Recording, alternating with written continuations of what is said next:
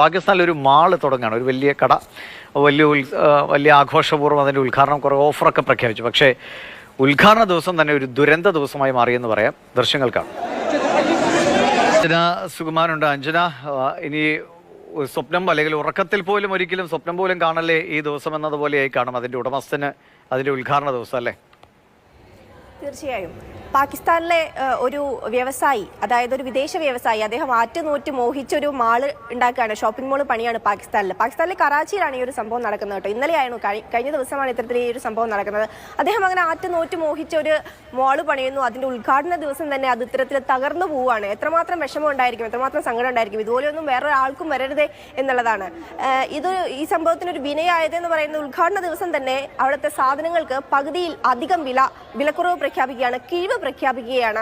ഈ ഒരു കിഴിവ് ഉണ്ടെന്നറിഞ്ഞിട്ട് നിരവധി ആളുകൾ, നൂറുകണക്കിന് ആളുകൾ ഈ ഒരു മാളിലേക്ക്